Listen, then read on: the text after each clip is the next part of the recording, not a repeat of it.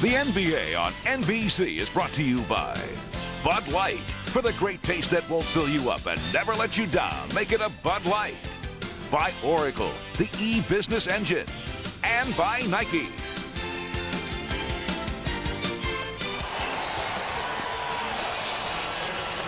Now to the lineups. First, the Lakers, who have lost 4 of their last 6.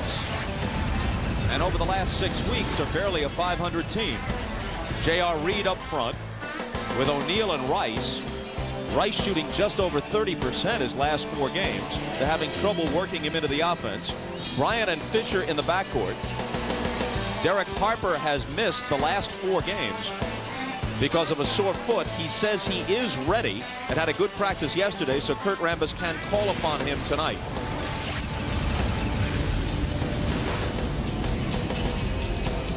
Duncan, Robinson, and Elliott up front.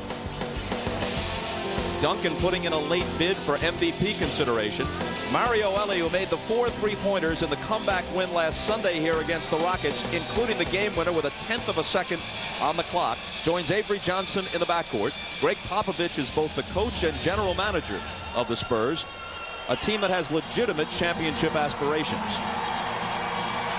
Their victory earlier this week in Salt Lake City was huge, not just for what it did for them in the standings, but because it gave them confidence at the Delta Center. Only the second home game that the Jazz have lost in Salt Lake all year, gave them confidence in case the Spurs and Jazz should meet in the playoffs. The officials are Ted Barnhart, Dick Babetta, and Jim Kinsey. Bob, something to watch here early now. The Lakers are going to double team Duncan hard, and they're going to go at him and try to make him give the basketball up. That means that the Spurs are going to have to shoot the ball well from the perimeter.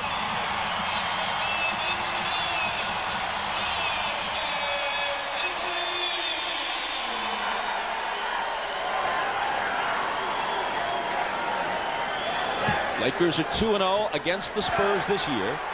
Beat them once here and once at the Forum.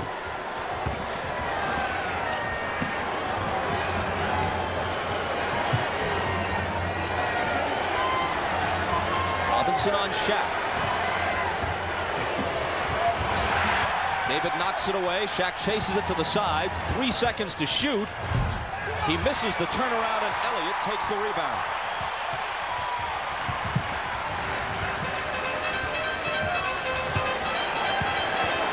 Reed on Duncan, who misses over him. Shaq takes the rebound. He's averaging just shy of 11 boards a game. That's 8th in the league, but should he be higher? Yes, he should. Kobe. Flat-footed rebound to Mario Ellie. Now the Spurs want early offense, Bob. They do not want to get into a half-court game, and many times what will happen is they'll get themselves into a half-court game of their own doing. They want to push the ball up and look for quick shots. Sean Elliott driving on Bryant, who shoves it back in his face. Derek Fisher struggling of late. O'Neal. The game's first points belong to Shaq. Nice little jump shot that time by Shaq Fisher on the penetration. You see Shaq the trailer. You don't normally see that from him. Normally more in the low post. The lob for Duncan. It's off his fingertips, and Reed has it. And I get a sense that the Lakers feel very confident playing against the Spurs. And I know they've beaten them 6 times straight in the last couple years, but I just sense a confident team tonight. Shaq trying to deal for Reed. Johnson broke it up and knocked it out of bounds. Despite the Lakers' struggles, the 2 teams immediately ahead of them in the West, the Rockets and the Spurs, are teams they match up pretty well against. Well, David Robinson has really struggled against Shaq. We know that. And so they've overpowered them inside. Nice return pass from Shaq to Kobe. See there, now that's 2 guys playing together. Shaq catches the ball in the post. Kobe doesn't stand, and he cuts hard to the basket. A nice give and go. That's the way those 2 guys must play together. Robinson. That's his game now, high post. Yes, it is. He steps out. That's the same play they ran to beat Houston in here last Sunday with the 3-pointer when he swung the ball to Ellie.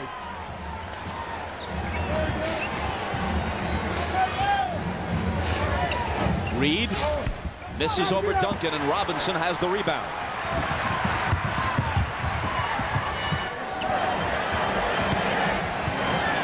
Duncan passes out of the double team to Johnson, then gets it back. See, Avery Johnson's going to be after the guy that's going to make some shots here. Fisher's the doubler. Sean Elliott on the drive, then gives it up to Robinson. Wide open jumper, comes up short.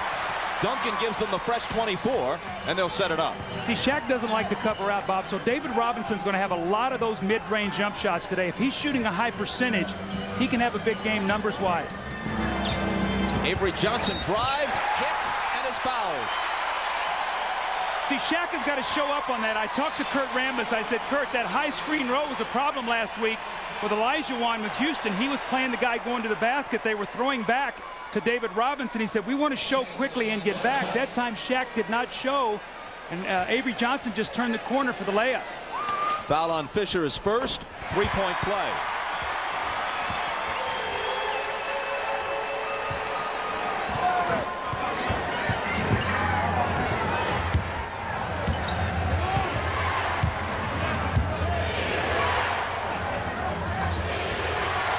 Elliott's on Kobe.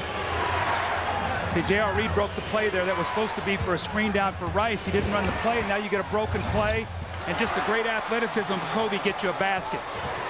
And gets the Lakers the lead at 6-5.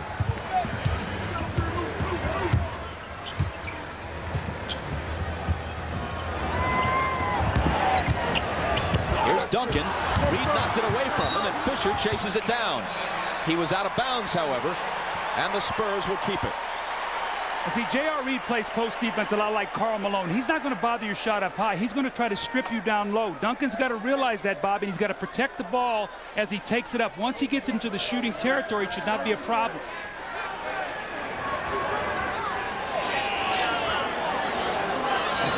What they're trying to decide now is whether there should be a new shot clock, whether there was a change of possession technically, and then Fisher stumbled out of bounds, and the Lakers give it up, and they decide there was a change of possession, so a fresh 24 for the Spurs as they put it in from the sideline.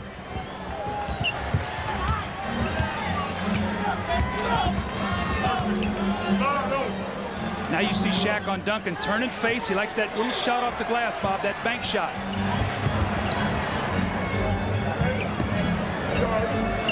Duncan over Shaq with the hook, no good.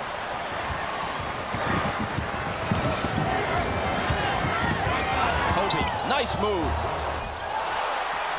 I'd say he's a confident player, wouldn't you, Bob?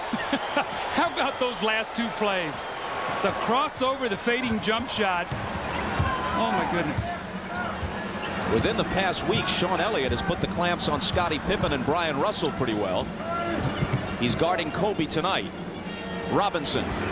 Only 3 years ago, David Robinson was averaging 25 a game. He's down 10 points to 15 now, but back then he was taking 17 shots a game. Now only about 10 a game as the offense is focused on Duncan. Well, you can see he's not trying to muscle Shaq. He's just facing him up and taking what's there for him. Still Laker ball.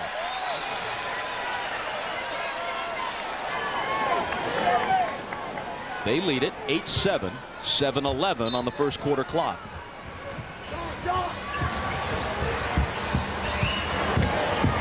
Rice gives it up to Shaq, and his pass is intercepted by Avery Johnson. Avery Johnson on the way.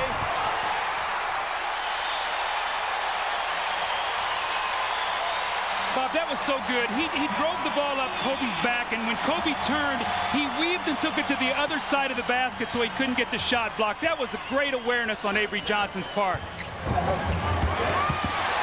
And another Laker turnover. On the wing, Elliott.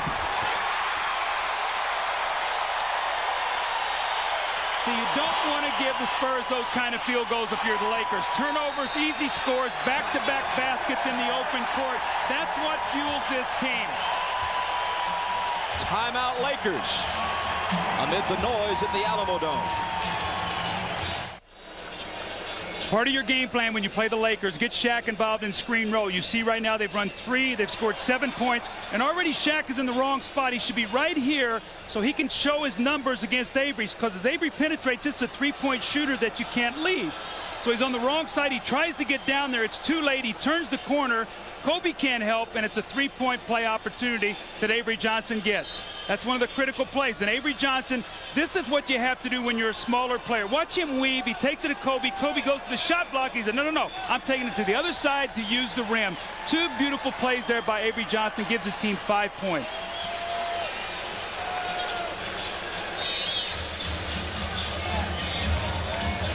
After the timeout, Rice inbounds to Fisher. Fisher has been very ineffective the last several games. In fact, the rookie Tyronn Lue has been more productive off the bench, while Derek Harper nurses the sore foot. It's off Shaq's leg and scooped up by Johnson. His bounce pass to Duncan yields 2. Duncan loves to run the floor. That's a part of their game plan. Duncan sprints underneath the basket, and David Robinson is the trailer. Fisher to the hole, then tries to give it up to Shaq. It's poked away, and Rice recovers. Underneath to Shaq, and it spins out. Next try. Attempted dunk. Back comes San Antonio.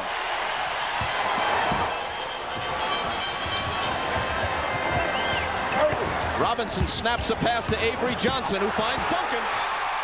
They're picking them apart right now. Turnovers for layups, extra passes. The Lakers have not been able to match this ball movement right now with their defense. Avery Johnson is killing them, and Fisher is going to be out of this game in a moment. Derek Harper to the scorer's table.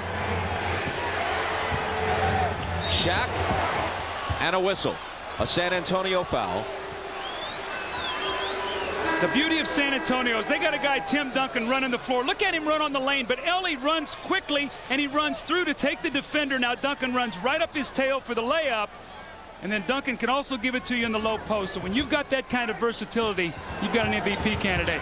Foul on David Robinson was his first. Kobe to Shaq.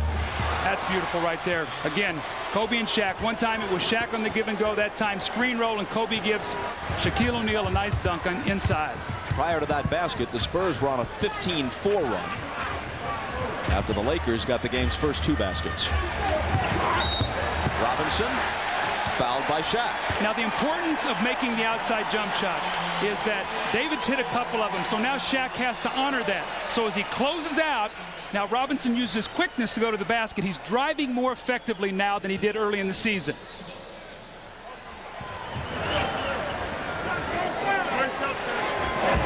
Robinson puts it on the floor, has trouble controlling, now gives it up to Ellie. Back to Robinson for the jumper. The Lakers want to be able to show with Shaq and get back. I don't think they can defend it that way because Shaq can't get back soon enough to David Robinson. Last several head-to-heads between Shaq and Robinson, O'Neal has gotten the better of it. That was Glenn Rice's first attempt as he hits the jumper. This one starts out pretty well for the Admiral. Well, he's playing very confidently. Bob, again, he's out on the perimeter. You can see what they've done now. They put J.R. Reed out on the perimeter to take away the shot. Shaq's on Duncan now. That's what Isaiah wanted to start the game.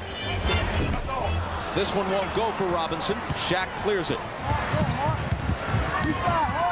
Here's Derek Harper. J.R. Reed. Reed was actually having his best NBA season with Charlotte before the trade that brought him and Glenn Rice over in exchange for Eldon Campbell and Eddie Jones. He has not flourished in Los Angeles. Elliott from the head of the key. You know, Bob, we talked about it last week. Duncan is getting so much better throwing the ball out of the double team. When you get a crisp pass out, the second pass normally creates the shot. Not the first. You see Elliott, the recipient there. Rice, 2 in a row for him. How about that quick release? I mean, Elliott was right up on top of him. He just squared him up and knocked it down.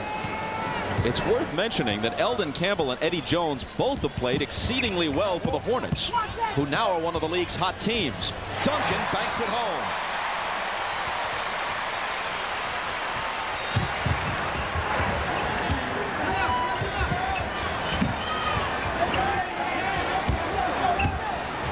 Rice feeling it, a whistle, the basket will count, plus the foul.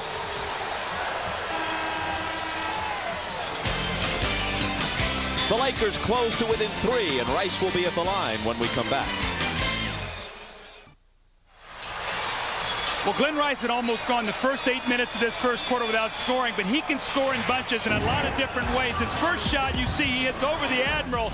Tough jump shot with a hand in the face. Then you see him raise up over Elliott and hit another one, and now he backs down in the post and gets a three-point play opportunity. So he's got the last 6 points, and they'll go to the line here now to try to finish it up for the three-point play. But you can see shots both sides of the floor and inside. Glenn Rice has the whole package when they can work it into their offense. Rice missed the first part of the season when he was on the Charlotte roster with an injured elbow. He came over here, quickly came down with the flu and then tonsillitis, missed some time. They've had trouble working him into the offense. He's not coming off screens consistently as he liked to do earlier in his career, and his shooting percentage and overall productivity have been down. Well, he's really become more of a specialist with this team. He's taken more three-point shots than he's ever taken his career percentage-wise, so they need to work him in where he's not just looking for the home run. Shaq on the bench. Sean Rooks in for the first time. Johnson's jumper. And Rooks can't control the rebound. San Antonio ball. Will Perdue is in at the pivot for the Spurs. Now, he's got to have a sore nose. He had surgery yesterday morning, Bob, on that nose that he'd gotten broken about twice already this season. So they need Will Perdue, even though he doesn't throw up big numbers. They're 26-3 when he's in the lineup.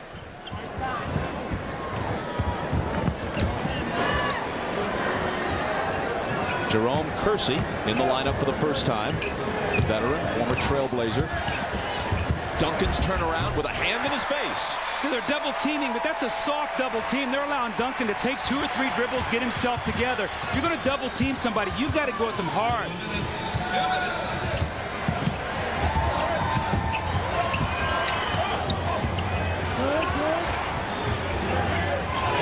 Elliott on Rice, hounding him. Rice forces it perhaps, and it's short. That's a great call. He did force that shot. That's the one he's got to give up. From behind, Ori takes it away from Duncan. Harper. If they're going to do anything in the playoffs, Harper's got to be the point guard, and Fisher's got to come off the bench. That's pretty clear. No question. I talked to Rambis about it before the game. He said, Doug, that's right. That's what we want to do, but we've got to get him with his legs back again. He'd really suffered. He'd gotten tired and really struggled. Avery Johnson now with 7 points to go with 5 assists. Big first quarter for him. So you want Derek Fisher playing against the backup point guards. That's when he thrives. So they need Harper to get healthy and rested so that he can run the team to start the game.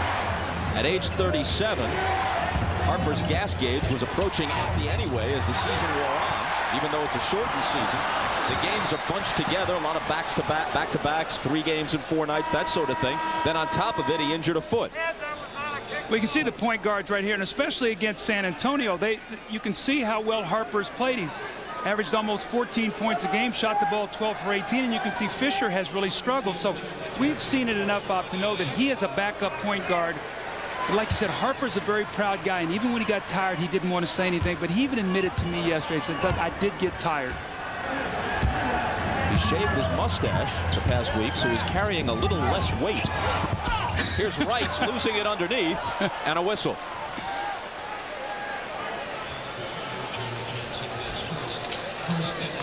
And folks, you can log on to NBA.com where breaking news, video highlights, real-time scores, stats, and live radio broadcasts for every NBA game are only a mouse click away.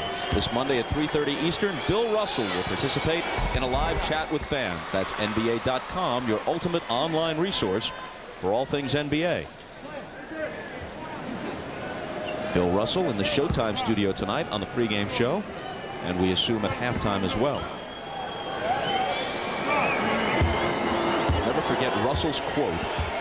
He was leaving the league just as Kareem Abdul-Jabbar, then Lou Alcindor, was coming out of the college ranks and joining the Milwaukee Bucks. And somebody asked Russ, how do you think you'd do against Lou Alcindor? And Russell's response was, young man, you have the question backwards. Well, he's the ultimate winner. There's no question about that. He can teach these young guys a lot about winning and giving up a little bit of your own game personally for the best of the team. Avery Johnson open. Off the back rim. Here's Rick Fox.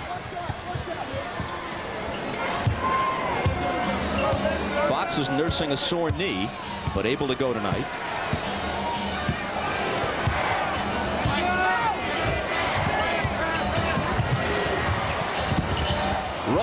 Harper, air ball. Duncan has it. And there's the horn to end the quarter. Spurs 25, Lakers 23 after the first 12 minutes at the Alamo Dome.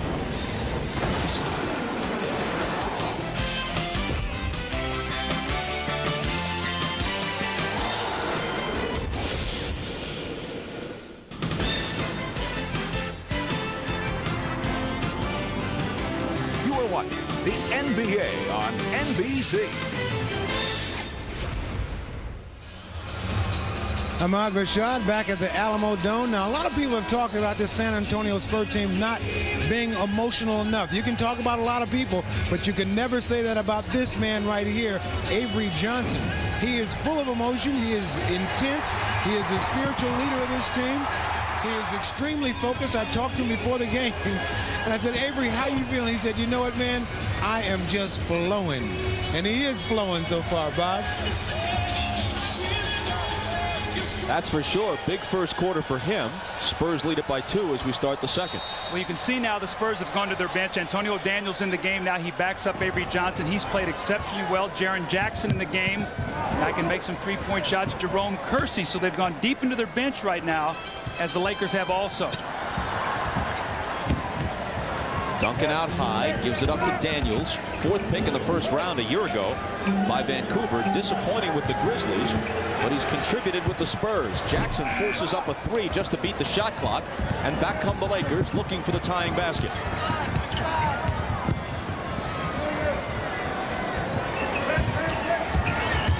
Kersey drives and scores to tie the game. Too much quickness there by Rice against Kersey. Now, Jerome can be physical and bang him, but with the quickness, Rice can get to the basket. No shot blocking in there right now unless Duncan comes over from the weak side. No optical illusion, folks, watching at home. I meant to say Rice drives on Kersey.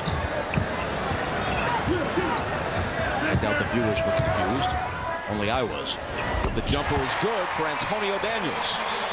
We saw him come in here the other day, missed his first 6 shots against Houston, but he is not going to stop shooting. Took those 6 shots in 5 minutes. Yes, he did. Then Popovich sat him down for the rest of the game.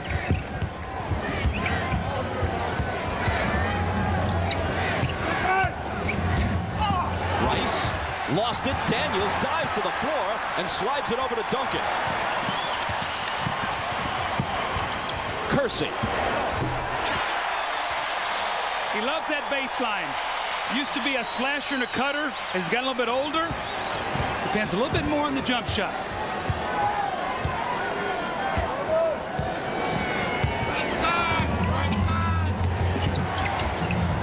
Ori, he's been hot from three-point range.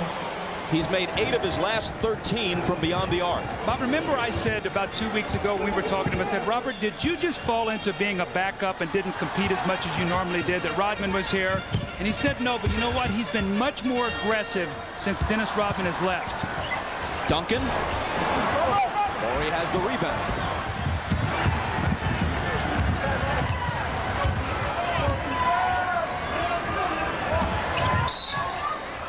A whistle as Rice puts it on the floor, and a San Antonio foul. Hustle creates opportunity. The loose ball, Antonio Daniels slides.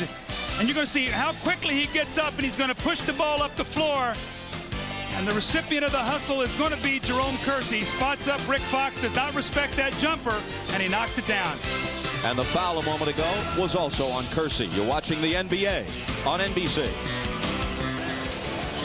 From the Alamo itself outside to inside the Alamo Dome, Glenn Rice wasn't here for the first couple of meetings this season between these teams. And in fact, the departed Lakers, Eddie Jones and Eldon Campbell, now Hornets, came up big in those 2 LA victories. Well, see, Eldon Campbell's got size and he's a shot blocker. And again, at one point in time in the season with Campbell and Shaq on the front line, they were #1 in the league in block shots with 10. They've lost a lot of that interior defense. Team shooting a very high percentage. Eddie Jones, one of the best in steals. So their defense is way down and their offense is not that much better. So Charlotte got the best of that deal right now. Fox's shot was blocked, and then Jaren Jackson pulls up at the other end and rips a 3.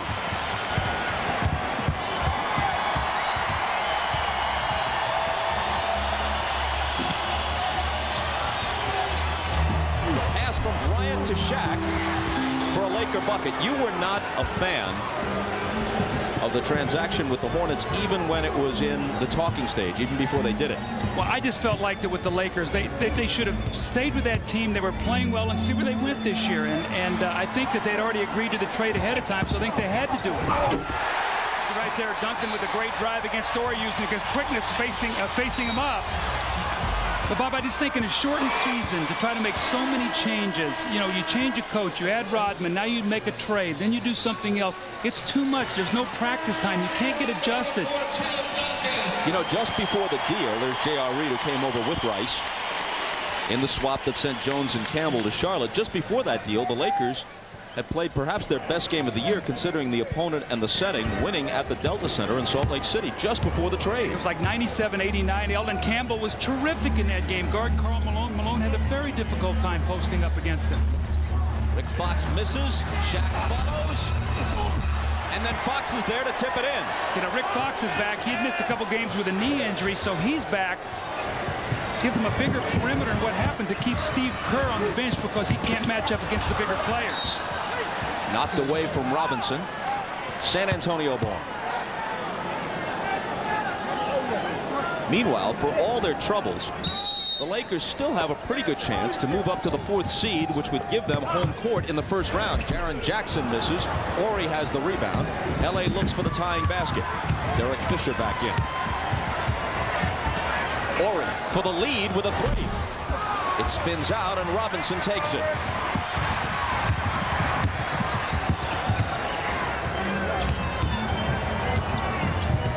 Antonio Daniels, the former Bowling Green star, with a nice move. What a great little hesitation move there. He got the defender to straighten up. The little burst, the little running one-footer. That's an old Mark Price shot. Fisher misses. Robinson has it poked away. And it looks like a foul on Shaq. See, I love when guards create this kind of shot. Now, Bob, watch what's going to happen. He's going to start to go, and you're going to see the little hesitation. Right there, boom, get the guy to straighten up. Now, you don't take it all the way. That's a little mid-range shot on the run.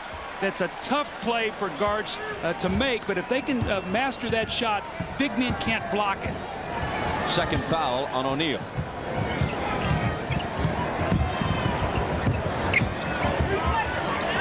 Horry is on Robinson, who drives on him and finds Rose, and Malik Rose lays it in.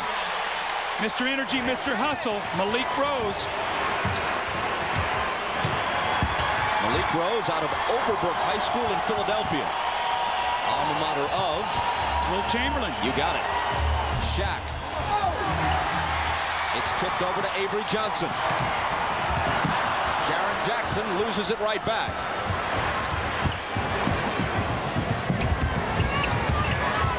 Rice operating on Kersey.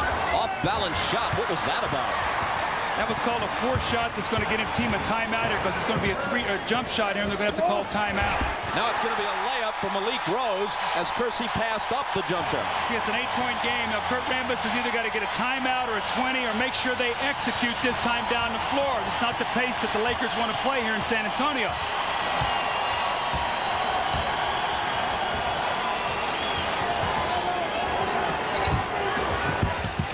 Shaq surrounded by defenders and fouled.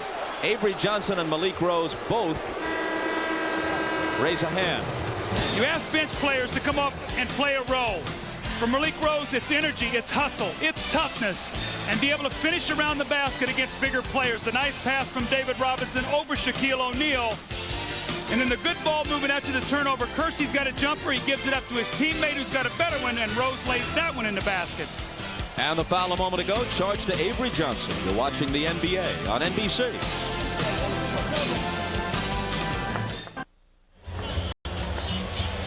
Lakers trail here by 8, but they trail Houston in the standings by only half a game. Houston's 27-16. The Lakers are 27-17.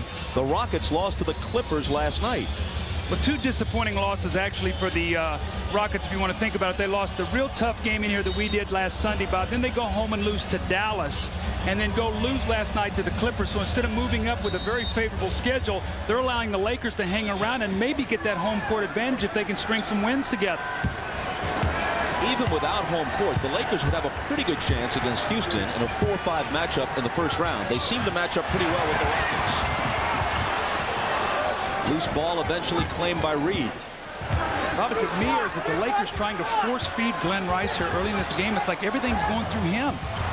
Bryant lays it off to Horry, and Robert Horry has it spill off for him. It's like they're making a conscious effort to get him involved offensively because he's really been out of sync since he's been sick. Avery Johnson. I tell you, that's now 20 for 30 from the field for the Spurs, 67%. You want to talk about winning? You're not going to beat the Spurs on their home court letting them shoot 67%. Fisher. The bounce for Reed. Trying to muscle up in a crowd, and a whistle.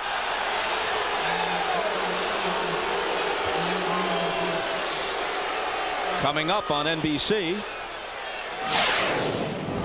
NBC next Sunday. No! From the producers of Merlin and Gulliver's Travels, the epic event of May, Noah's Ark, NBC next Sunday.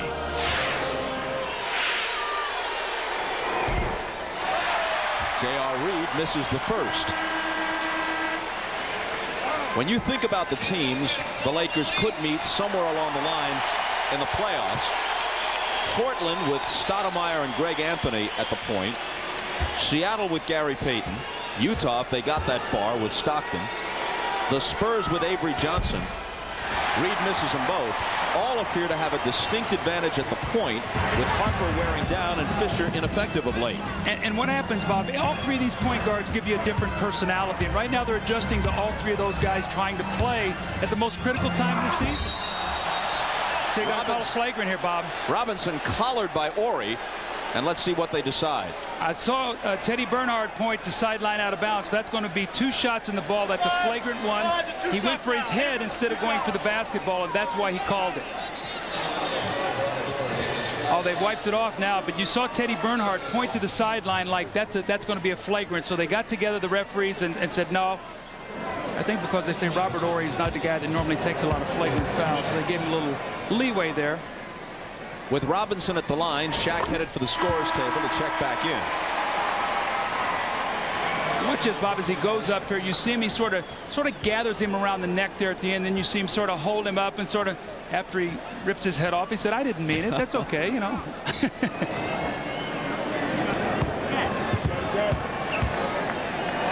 Prior to tonight, Robinson and Shaq have played 11 times against each other in the NBA. This is Shaq walking a tightrope and stepping out of bounds. Now, each has missed some of the games between the Spurs and Orlando, and now the Spurs and the Lakers, but they've been on the floor at the same time in 11 of the games. Shaq's team has won 6, Robinson's 5. Shaq has averaged 26.2 and Robinson 25.3.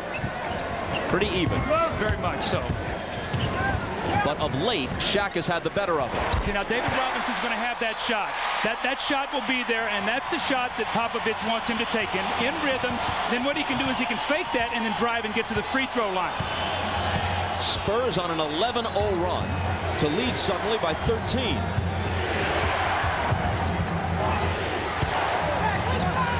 Shaq's pass knocked away. Robinson recovers it. Watch Duncan here. He's going right to the rim.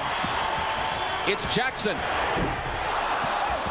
And Reed crashes the boards to take it.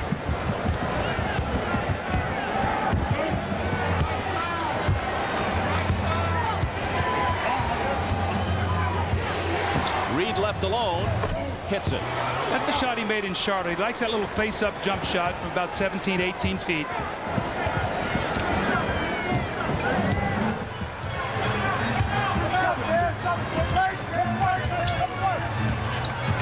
Avery Johnson returns it to Robinson for the jumper.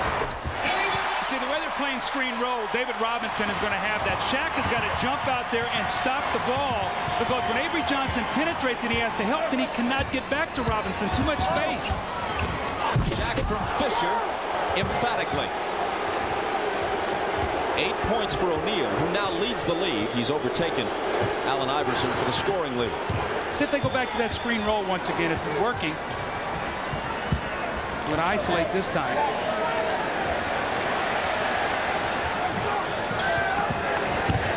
Robinson over O'Neal, and it's short.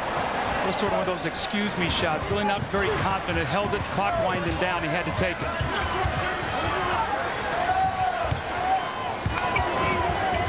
Shot spinning. Ball knocked away and a foul. David Robinson loves to step onto that floor now, and you can see him getting more confident as time goes on. And then once again, the screen roll. Now watch where Shaq is. Now he's got help on Avery Johnson. Look at the distance that he has to try to make up. David actually can pump fake twice and still hit that jump shot. Now the knock on the Lakers has been that they have not been able to find a way to defend screen roll, and it's been their demise in close games. Here's that comparison we were talking about.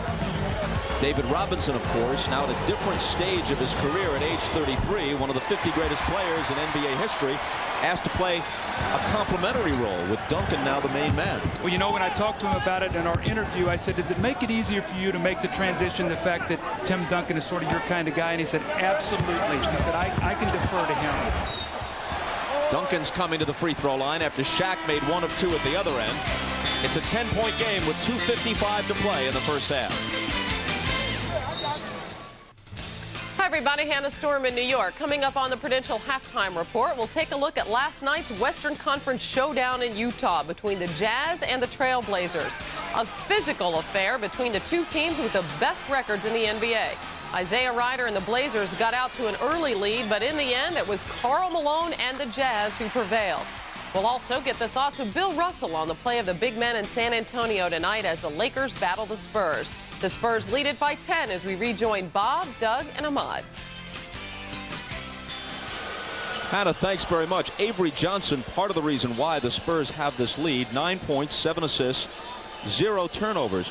One of the reasons why the Lakers would have a better chance against the Rockets than some other teams they might meet in the playoffs is point guard play. Now, the Rockets have the 2 impressive rookies, Mobley and Dickerson, in the backcourt, but their offense goes inside out. Almost all the assists belong to the big men. And so they wouldn't have to worry in that matchup about a savvy point guard dominating Derek Fisher, for example, or wearing down the 37-year-old Derek Harper the way Avery Johnson has tonight. That's a great point. And also the fact that the first thing you said was that they're 2 rookies and they've never been in the playoffs before. And you know as well as I do, Bob, that's always a new experience for you. Derek Harper back in.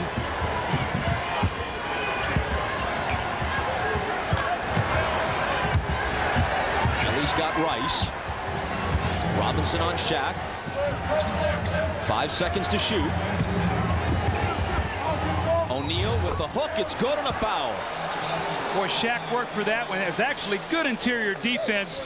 Spurs forced him to throw the ball outside. Then he got it back. The clock was winding down. And this is just a muscle shot right here. He just overpowers, steps through the double team. A little bit of a touch foul, but Shaq gets the benefit of a call and will go to the free throw line. Foul on Avery Johnson, his second, and O'Neal hits the free throw for a 3-point play. It's now a 9-point lead for San Antonio. Bob, I got to give you a little coach speak here. I always talk about the last 2.5 minutes or so of quarters and halves or whatever. Let's see if the Lakers can work themselves back into the game and the Spurs can get some more distance. Robinson taking it inside this time and scoring. 13 for him.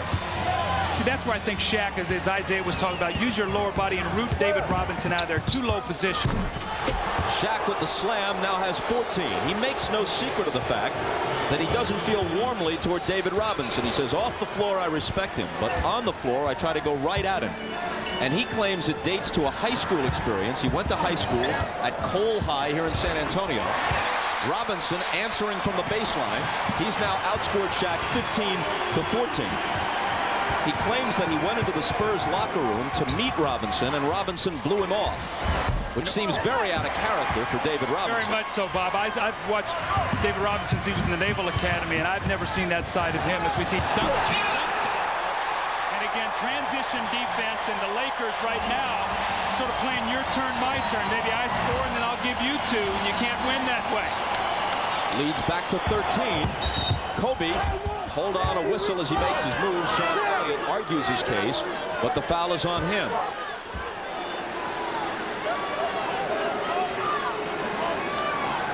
Remember Bill Russell in the pregame said, you know, when a guy scores, get your big man out running. He runs right by Shaq. Did you see Shaq? Shaq's still not across half court yet. And you know what happens, Bob? Many instances we'll sit here and you'll see Kobe Bryant take 4 or 5 shots. You say, boy, that was a bad shot because it's so glaring.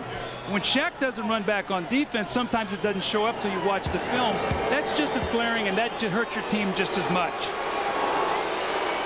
Finishing up on Shaq and the Admiral, there are some people who suspect that Shaq made the story up either to amuse himself or motivate himself, because if you check it, he's at LSU by the time Robinson is a rookie with the Spurs. Well, again, I've been around David Robinson a lot. I've never seen him really blow off anybody, and I can't imagine that he would blow off Shaq. I know that David has great respect for the game, and I've seen him with younger players be a guy who talks the game to these young guys.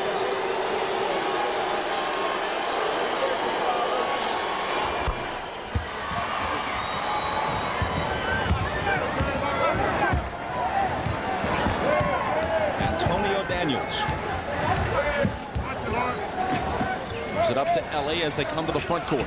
Ellie gets it back for a 3. That's what they got him for, and he's delivered. See, I've never been one to let that ball come out of a double team back to the passer. That's the one play that can hurt you. You've got to make that ball go across the floor. Rice had it knocked away, but a foul.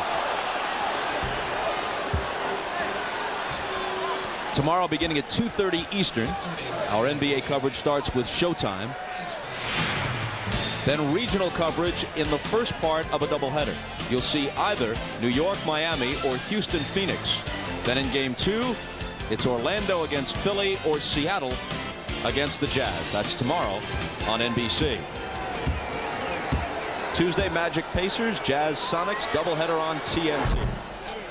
So that Orlando-Philly game tomorrow will be a big game. Orlando really sliding right now. They've gotten their guys back healthy, but struggling to get them all back in the mix. Philly playing very well, trying to get to that 4th spot. So that'll be a huge game for the Magic. Then they've got to go to Indiana. So tough stretch here for the Magic to try to get healthy. After a torrid start, they've dropped something like 6 of their last 7.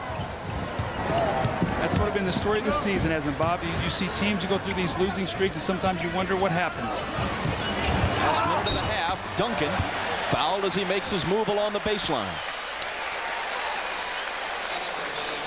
Bob, let me talk to you about what I was talking about the double team. Ellie's going to throw the ball into the post. Here's Ellie. He's going to throw the ball into the post. But the double team is not going to come from his guy. See, Glenn Rice, here comes a double team. That ball can't come back out here. That's too easy of a pass. Rice has got to stay up on that and make that ball go across the floor. He wasn't even the double team guy. A moment ago, you said that the last 2 minutes of the half are often crucial. Well, the Spurs have put more distance between themselves and the Lakers than the last 2 minutes here. You know, that's what championship teams, great teams do. Chicago was a master of that. Celtics, when they were terrific. Lakers, they'd hit you with those spurts at the end of quarters or halves. The Lakers are arguing that the call should be reversed. Dick Bavetta over to confer. The initial call was Spurs ball, and that J.R. Reed had poked it out of bounds. Let's see what they decide. They give it to the Lakers.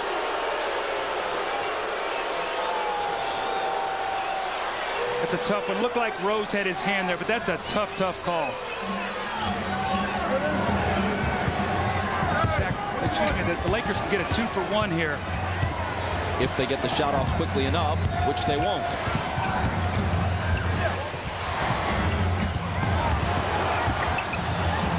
J.R. Reed hits it. But they're still down by 13, and now the last shot of the half can belong to San Antonio. It's a momentum play right now. The Lakers need a stop.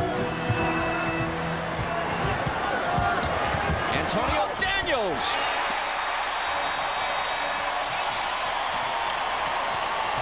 Harper from half court at the horn, and it's just short. Well, Antonio Daniels, whose father, Warren Daniels, was a Harlem Globetrotter, you know he likes to style a little bit, and did so on the last basket of the half that reestablishes a 15-point lead. Prudential halftime report after these messages. This is the Prudential Halftime Report, brought to you by Prudential. Prudential, a leader in insurance, investments, real estate, and financial services. See why Prudential is today's rock-solid choice for your financial needs. It's halftime in San Antonio with the Spurs leading the Lakers 61-46. Both Duncan and Robinson have 15 points. Shaquille O'Neal leads the Lakers with 14 as Los Angeles continues to struggle defensively. Hi, everybody. Hannah Storm back with the usual suspects, Isaiah Thomas and Peter Vesey, and our special guest, Bill Walton. Bill Walton, please. Heresy. It used to be red before it turned gray. Absolute heresy. Bill Russell joins us. You may be excused now. If you want to go, you can go. We will hear from these guys in just a moment. First, last night's big game in Utah between the Jazz and the Portland Trail Blazers, one of Walton's former teams. The winner would claim the top spot in the West. Jerry Sloan's Jazz look to avoid losing 3 straight for the first time since 1997. The game very physical, sparked by a first-half scuffle between Walt Williams and Adam Keefe. The two teams combined for 60 fouls. Utah falling behind early, but Jeff Hornacek for 3 at the buzzer. Utah up by 5. They never trailed again. Karl Malone, 25 points, 13 for 13 from the line.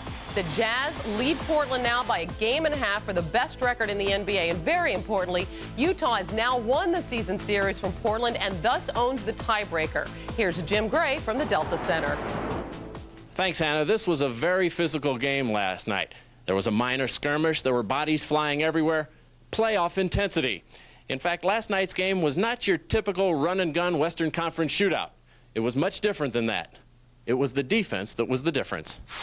It's physical in the West. Everybody think the West is an up and down, no defense playing, but we got a lot of teams out here in the West to play good defense, and Portland got a hell of a defensive team, and we feel like we got a good one too. So it's defense being played in the West, contrary to what people think.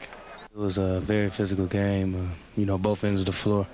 Both teams playing very hard. The refs letting you play. So, yeah, it was probably one of the most physical games of the season we played. We're not down, This is the Jazz. It is a great team. If you're going to lose, you can accept a loss like this because this is, probably right now the best team going out there. The game was marred by an incident involving Utah Jazz owner Larry Miller and guard Greg Anthony of the Trailblazers in the fourth quarter. The two came face-to-face in a shouting match. The Trailblazers and Anthony were incensed by the behavior and the actions and words of Miller.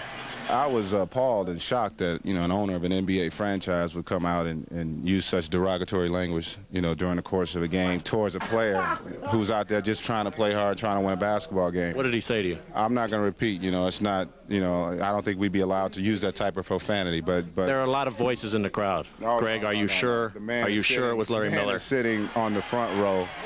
And he, cursed me out a couple times, and I was shocked, quite honestly. I felt like with the play at midcourt where Greg took Stock down, that he was trying to hurt him, and Stockton just got up, dusted himself off like he always does, and I hollered at him that I thought he was a cheap shot artist. He came over to hear what I'd said to him, told me that he would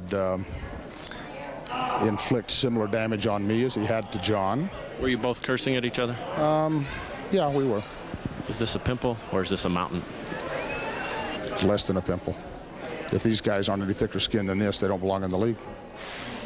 Regardless of the incident, these two teams appear to be headed in different directions. The Portland Trail Blazers lost just 6 games in the first 68 days of the season. Now they have lost 5 games in the past 16 days, while the Utah Jazz have won 11 of 13. And should these two teams meet one another in the playoffs, well, Larry Miller has provided all the bulletin board material needed should the Trailblazers return here to Utah. Hannah, back to you in New York. Thank you, Jim. In a 1994 playoff series between the Utah Jazz and the Denver Nuggets, Larry Miller got into a verbal argument with some fans, and he was told by the league to take a few games off at that time. Now, Isaiah, you're a former owner in the NBA. What do you think of what transpired last night? Well, Hannah, we expect players and coaches to live up to a certain code of conduct. And we should hold owners to a higher standard, and they should be held accountable for the things that Larry Miller is doing right now. I think it's appalling, I think it's irresponsible, and I think it's very classless that he would act in this way. A higher standard, or at least the same standard as the players? Owners should be held to a higher standard than a player or a coach. State check has fined the Jazz players for what happened, for what Miller said. Just like he fired Spreewell's agent. Okay, or fined him. Let's talk about the two teams that played last night, specifically the Portland Trail Blazers. Bill, since they went to the finals and lost to the Bulls for 6 straight years, they've been ousted in the first round. Well, two things, points I would make. All Celtic centers look alike. Let's see. Walton, Russell, Walton. Okay. But mostly in the past, the problem that the Trailblazers have had is during the regular season, they've been a great bunch of athletes. In the playoffs, the basketball players win. And so that they're not able to fast break and not able to run the open court. And so that's been the problem in the past. The flaw with that thinking is that Sabonis is the only guy that's been there more than 2 years from this team. So it's a franchise problem, but it's not these guys that have been. Most of these guys are only here 1 or 2 years, so they can't be thinking about that record when they go to the playoffs. And they are my Blazers, so I have to stick up for them. Oh, well, that's okay. You can play them. You want to talk about your science? Have fun. Meanwhile, the Blazers have lost 5 of their last 9 games. Up next, scores and highlights from around the NBA, including the Charlotte Hornets looking to crash the playoff party. First, a message from Prudential and a word from the NBA.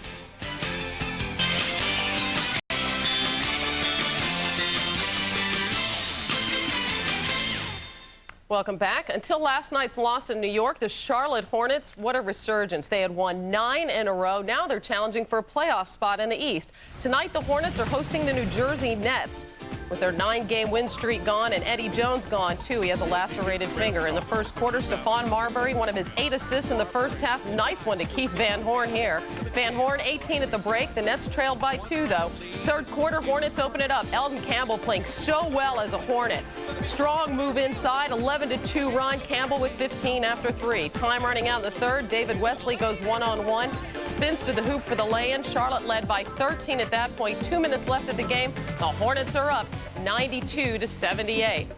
Now, here's the race for the final playoff spots in the East. With a win tonight, Charlotte would tie Toronto and New York for the 8th and final spot. The Hornets host the Knicks on Monday night. One other game in progress right now. It's in the third quarter at Market Square Arena. The Pacers leading the Bulls 60-53. And in the game you're watching, the Spurs lead the Lakers 61-46. Let's take a look at how the big men are faring. Shaquille O'Neal, 14 points. David Robinson and Tim Duncan each have 15 points. Spurs lead it by 15. Bill, Russell, what are your impressions of the first half? Well, San Antonio's doing what I thought they would do. They're taking advantage of that front court strength. The Lakers, at this point, they're not playing as well together, but their problem defensively is with the change of personnel, it is much more difficult to play team defense because you don't, like Isaiah, you have to trust the other guys when you're supposed to make a switch or back you up, and you're not sure whether the guy's going to be ready to do that, and you got to cover yourself. Yeah, so there's communication-wise, you don't really get a chance to bond with your teammates, and the communication flow, you don't trust. You don't give in as easily. So if you're a split second late, score. It's a burn. Easy score. And defense, the real key to defense is timing. And Eddie Jones, one of their great defenders now. For example, when they throw a lob pass, the center's got to trust the weak side help before he fronts the guy. And if the guy if you don't know he's going to show up, you may not front him. It ain't my fault. It ain't my fault. Well, before we say goodbye to Bill, a reminder that next month, a Wednesday night, May 26th, Bill will have his jersey re-retired in Boston at the Fleet Center. Should be a great night in Boston. If you're interested in obtaining tickets, check out the website, nba.com. Such a great player. They had to retire his jersey twice. Or so old. You did it so nice, they had to retire it twice. Thanks for being with us, Bill. It was a lot of fun. Thanks. The Spurs lead the Lakers by 15. We'll send you back to San Antonio for the second half after these messages from your local station. This has been the Prudential Halftime Report, brought to you by Prudential. Prudential, a leader in insurance, investments, real estate, and financial services. See why Prudential is today's rock-solid choice for your financial needs.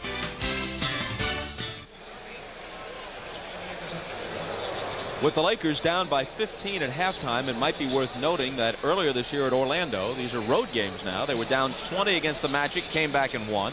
Just a few days ago, they were down 28 without Shaquille O'Neal, who had been ejected from the game at Golden State, and they came back to win in overtime. But this is San Antonio, and the Spurs are not only at home, they're the league's hottest team right now. Well, the Lakers are going to have to do it with aggressive defense. That's how they did it in the other two games. We've not seen that tonight. Bill and Isaiah talked about the trust, and the Lakers just don't have it right now because of the fact they haven't been together long enough. But you see Brian Fisher and Harper, they combined for 9 points.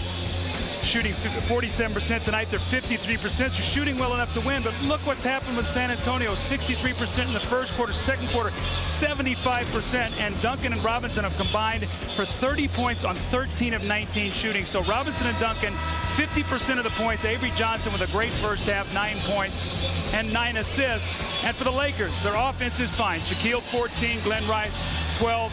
Kobe Bryant has 7. So it's not their offense. It's just the fact they have not been able to find a solution to stopping San Antonio. And we're back to the Alamo Dome for the start of the second half after this. The NBA on NBC is brought to you by the epic miniseries Noah's Ark, coming to NBC next Sunday.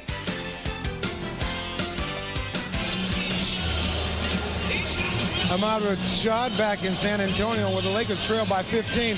Kurt Rambis telling his team simply, if you allow a team to shoot 70%, you cannot win, no matter how good you are. It's all about team defense. That's what they must play. Bob? Ahmad, thanks. And here we go in quarter number 3. Avery Johnson to the front court, guarded by Fisher. Sean Elliott up top. Shaq with the rebound. That's his 7th. He scored 14 points in the first half. Meanwhile, David Robinson had 15 points, took 10 shots. I mention that because in the half, he equaled his per-game averages for the season. 10 attempts, 15 points.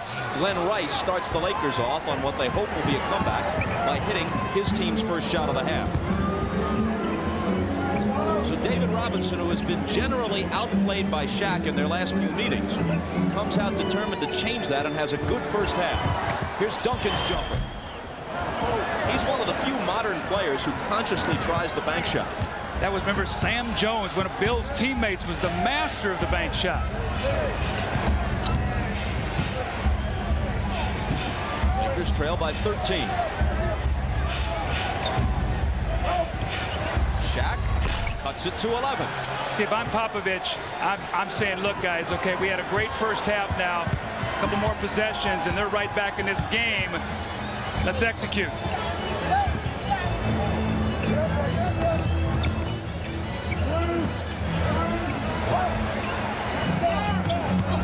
Sean Elliott. Ellie, straight on 3. It's short. Robinson takes it. Now, how often do we see when you get a second shot in a situation like this that normally leads to something good, normally points? Let's see if the Spurs can take advantage. Avery Johnson, hesitation, move to the hoops. Bob, let me give you a number. That's a 14th screen and roll that they've run with Shaq involved, and they've scored 27 points, so almost 2 points every time they've run a pick and roll.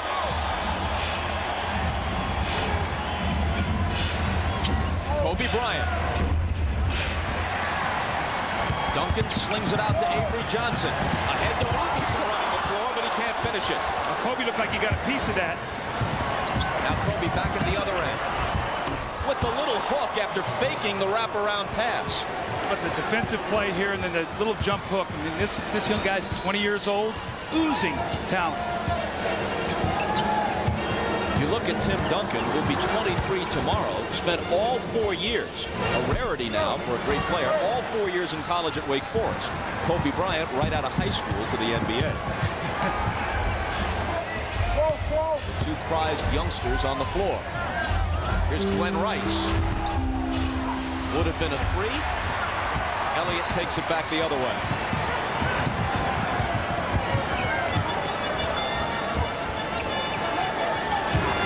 Robinson driving. Fisher with a diving save, but it winds up in San Antonio's possession. Ellie with that set shot that he takes. It pops out, and back come the Lakers.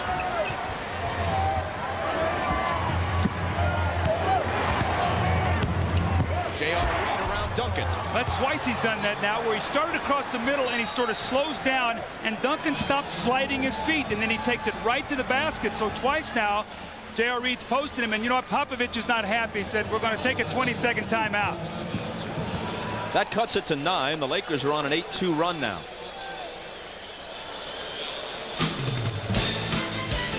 David Robinson running the floor. Kobe comes over, doesn't get a piece of it, but bothers David enough to miss the shot. And then look at Kobe out on the break. And Bob, as you said, watch him fake the behind-the-back pass, tries to freeze Duncan with a little jump hook. And then here again is J.R. Reid in the post. Duncan sort of straightens up. Watch him. He stops moving his feet, little head fake, lays the ball in the basket, and they're back within 9. A full timeout, and we'll step aside. It's Fiesta weekend in San Antonio. Police estimate some 400,000 people are downtown in San Antonio on this Saturday night. 30,000 plus in the Alamo Dome. Their Spurs up by 9 with 8:25 to play in the third. Here's Sean Elliott. Fights his way through 2 defenders and connects. Oh, interestingly enough, out of that timeout, they go to Elliott in the post against Kobe Bryant. That's a big basket. Now puts it back into a double-digit lead. The Spurs are just 2 for 9, counting that basket in the third quarter after shooting 69% from the field in the first half. Glenn Rice. Duncan tips it to Elliott. Avery Johnson back to Elliott. Now Ellie. That's what he wants. And that's what. See, that's not a fast break, Bob. That's early offense, and that's what the Spurs have to do.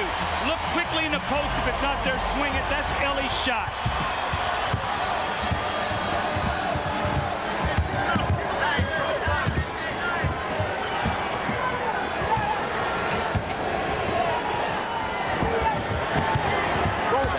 Robinson backs him down low, misses the jump hook.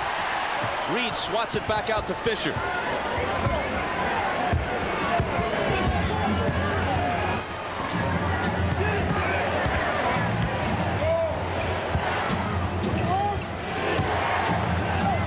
Fade away by Shaq. That's a tough shot. Shaq makes that when he's an unguardable player, but that's the shot that as a defensive player you want him to take, because it takes him away from the board and then you don't have to foul it. He's scored 18. He's the league's leader, averaging 26.3.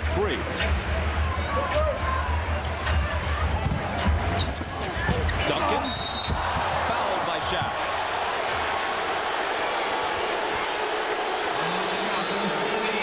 You come out of the timeout, you need a basket, you go to Sean Elliott, really actually your third weapon on this team, up and under. Nice play by Sean Elliott. And Elliott says, you know what? I'll repay you here. I'll swing the ball to you. You do what you do best. You spot up, give us that nice little 3-point shot to give us a 14-point lead once again. Shaq's basket makes it a 12-point game. Duncan misses the first. Excuse me, let's talk playoff success here for San Antonio. Couple things you have to think about. Free throw shooting, Duncan and Robinson both under 70%. And I ask also Popovich, what else bothers you? He says, I'm worried about our end of clock execution because we don't have a guy that can create a shot for himself, and then perimeter shooting. So those 3 things are going to factor into the success of this San Antonio Spurs team come playoff time. Was Sean Elliott that guy a few years ago? Yeah, I think he was. I think they'd like to get him back with that quick first step and all, and I think he can do it. Derek Fisher. J.R. Reid open.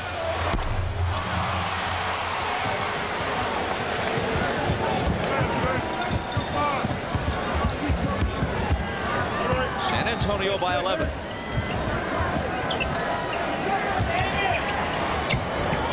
Robinson, cross court to Duncan, little touch pass to Ellie.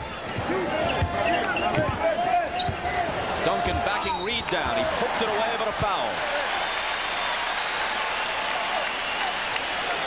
Coming to NBC next Sunday, Noah's Ark, featuring a star-studded cast. It was the end of the world and the beginning of hope, the epic event of May.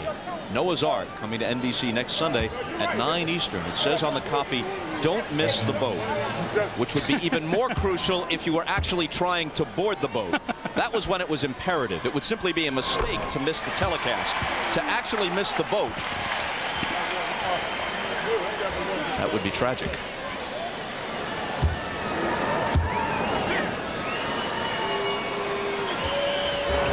San Antonio back up by 13.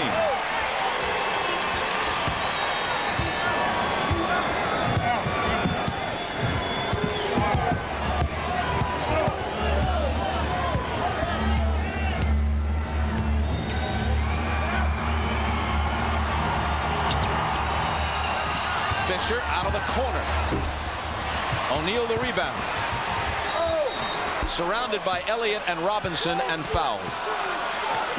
That's an excellent rebound by Shaquille O'Neal. What he did, Bobby, used his lower body and sort of just rooted David Robinson underneath the basket to get the offensive rebound. It goes up high. You see David is buried underneath the basket just from the power of Shaquille O'Neal. Then there's the foul by Sean Elliott to be sidelined out of bounds.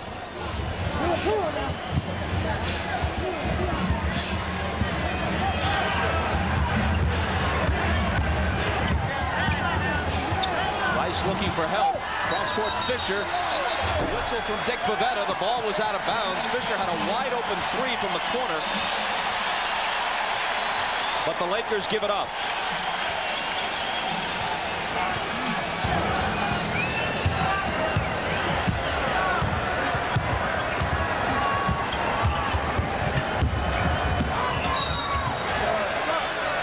And a whistle at the other end from Dick Bavetta. Derek Harper getting set to check back in.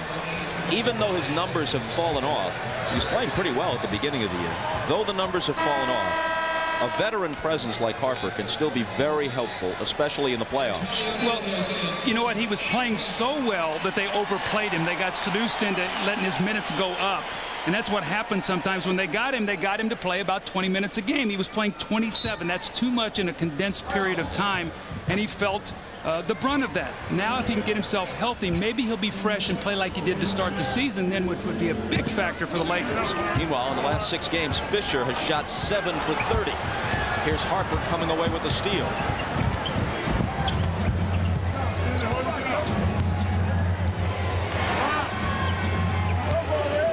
Kobe, tough shot over Daniels. The rebound to Duncan. He's 3rd in the league in rebounding. Speaking of Duncan. Also among the leaders in field goal percentage, block shots, and scoring. Rookie of the Year a year ago, MVP consideration in his 2nd season. Elliott fouled as he makes his move. There's that quick step that you talked about that Elliott used to do before he had the myriad of leg injuries over the last couple seasons. He's got that quick step, and he can jump high enough to be able to finish. More importantly, he's an excellent free throw shooter. Foul on Kobe Bryant was his 3rd. Elliott, in fact, has had the quadriceps tendon in each leg repaired over the last 2 years, during which time he's missed 89 games. He averaged 20 points a game 3 years ago. This year, about 12.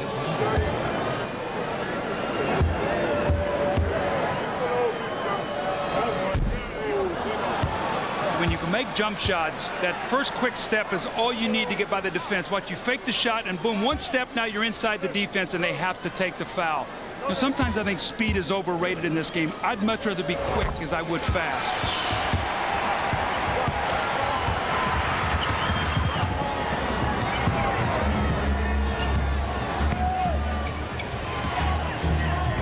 Kobe Bryant, talk about quick, dumps it into Shaq, and a foul.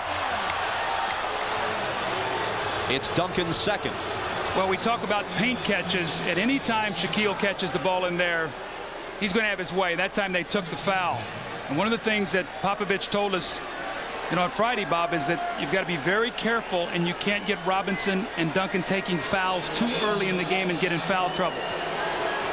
You know, when you talk about the Lakers being so disappointing this year, the story for most seems to be it's a chemistry problem, and that can't be denied. Bryant and Shaq trying to learn to play together at the most effective possible level and trying to work Rice in, but there are more practical reasons. They don't shoot free throws well. Other teams are deeper. Other teams get more consistent point guard play. Other teams have more experienced coaching. I mean, those are practical reasons. Absolutely, and as I've said before, I mean, I don't know of a young coach ever that's gone into a situation that Kurt Rambis has been put in this year without any head coaching experience and asked to juggle all these things that he's had to do this year.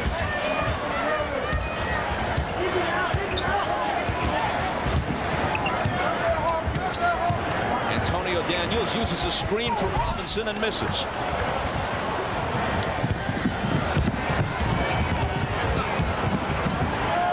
Kobe on the move. Double teamed, has to change his shot, and Duncan comes away with it.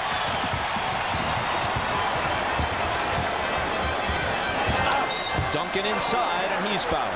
See, that last play that Kobe took down the floor, Bob, that was a bad play. That was a shot that he didn't need. His team is down 12. He double pumps a shot and tries to shoot the ball over Duncan. This is the one he's got to put in his pocket, kick it out. It's actually over Robinson here. You can't make that shot. If you do, it's a circus shot. Now they go down, and you get a foul and possibly 2 free throws. That's a momentum killer, and that's the one you've got to pull him over the side. Say, Kobe, I don't want to take away your creativity. That was not a good play. Duncan looking for his 20th point. He has it to go with 10 rebounds and 2 blocks.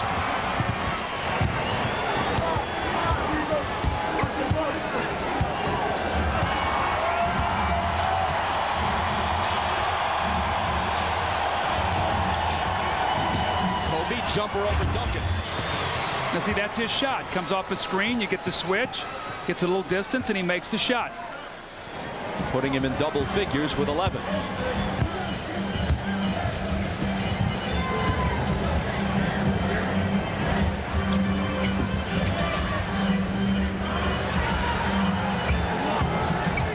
Sean Elliott. Where's the help? Where's the help defense? Another layup. Kobe again. 3 white shirts underneath. Here comes Mario Ellie. Antonio Daniels. Knocked back in his face by Shaq. 2-on-1 break. Harper trailing the play. Misses the jumper. We're in that end of quarter situation again, Bob. Last 2.5 minutes. It's a 14-point game. Which direction is this game going to head going into the 4th period?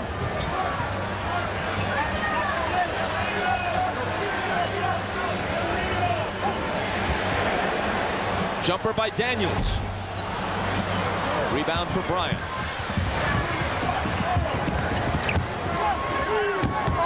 Harper's pass underneath intended for Shaq. Robinson fouled him. And you see some fire from David Robinson.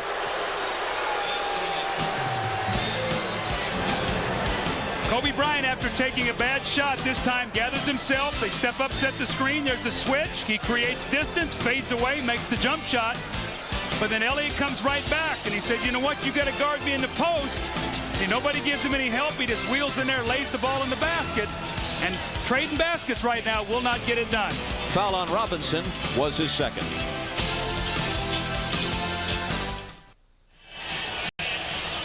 The Lakers are shooting 50% in this game, and yet trailing by 14.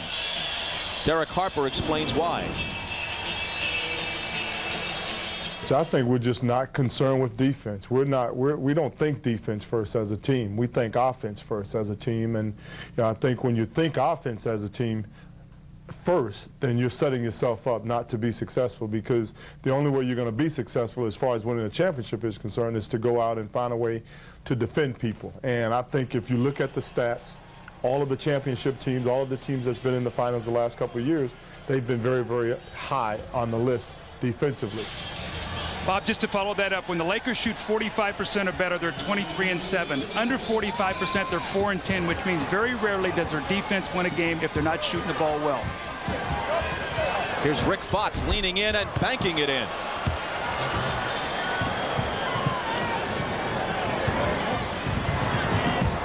Fox, who's had a knee problem, is limping ever so slightly. Spurs lead by 12. Jaren Jackson makes it 15. Good pass by Duncan out of the double team, and Jaren Jackson spotting up. That's a big shot. That pushes the game back to 15 in favor of the Spurs. Here's Harper stumbling from his back, tries to get rid of it, and Malik Rose picks it off. Daniels, Ellie, who's clobbered, and will come to the free throw line.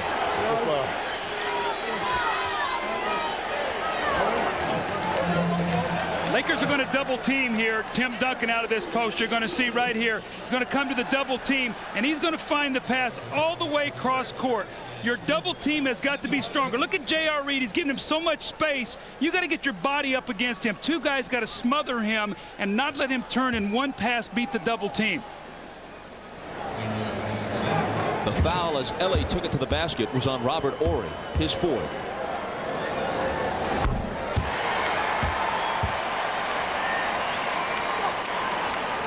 See, out of the double teams, he's been double teamed 11 times, 12 points, so about a 50% percentage, which is very good playing against the double teams. And when we were here earlier, one of the things Popovich told us is when teams hurt us, it's when they double team hard, physically, and our big guys don't handle it well. Tonight, they're doing a good job.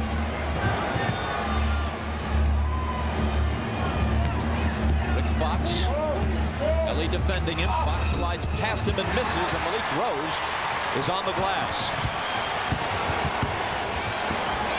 Jaren Jackson. If Jaren Jackson sticks shots like that, if Mario Ellie shoots threes the way he's been shooting them, they are going to be a terror in the playoffs. Perimeter shooting, it opens up your post game. And again, end of quarters, it was a 12-point game with 2 minutes to go. What is it now? 19. And this is even without a contribution from Steve Kerr, the all-time most accurate three-point shooter in NBA history. There's Kerr with his back to the camera. He hasn't fit in all that well here, and his points and shooting percentage are down in this his first year with the Spurs. Tonight he hasn't played at all.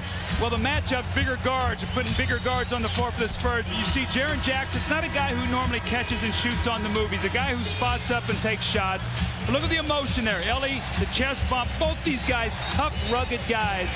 And they've added a personality to the Spurs that they didn't have before. Well, the Lakers are now down by 19. You may wonder, after they came back from 28 down at Golden State, is that the biggest comeback in NBA history? It isn't even close, as a matter of fact. In November of '96, the Jazz were down 36 against the Nuggets and came back to beat Denver. How would you like to be coaching that game and you lose a 36-point lead or whatever? Whoa. You'd have to think you might not be coaching much longer. You'd be unemployed. You wouldn't have to be in much misery, right?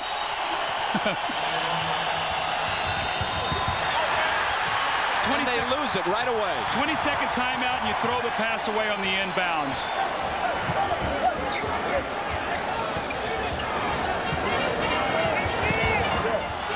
But the Spurs return the favor.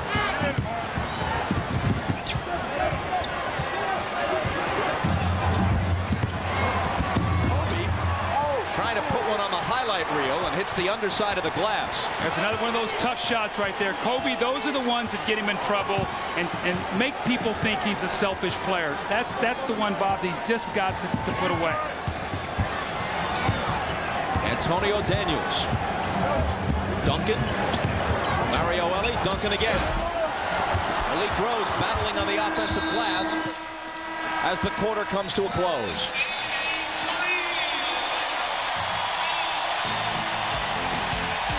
Duncan among the contributors as the Spurs lengthen their lead in the third. And we're back after these messages from your local station. You're watching the NBA on NBC.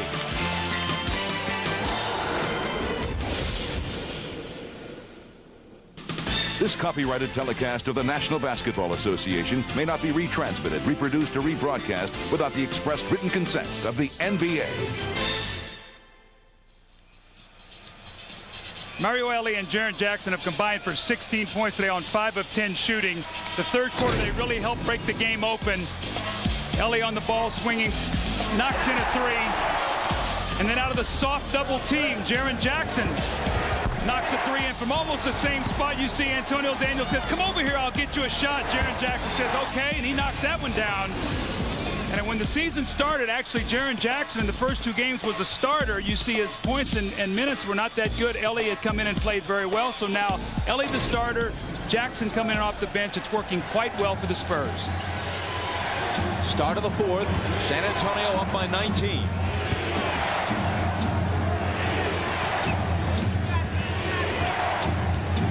J.R. Reed, before he can release the shot, there's a whistle. You know, you could make an argument that San Antonio is the best defensive team in the league. They're allowing only about 85 points a game. Their average yield over their last 4 games, all victories, 78 points. Opponents shooting just 40% against them. That's the 3rd best in the league in terms of opponents' field goal percentage. But remember, they play in the West. 44 of the 50 games this year that they play will be against Western opponents, generally more high scoring. All the other teams that are way up there in the defensive stats are in the East. Miami, Atlanta, even the Knicks.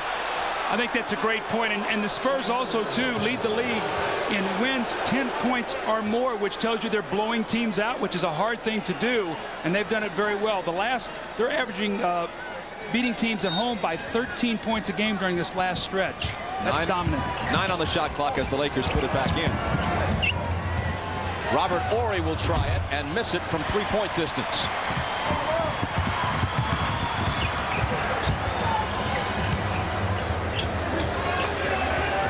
Malik Rose into the lane, and play is stopped.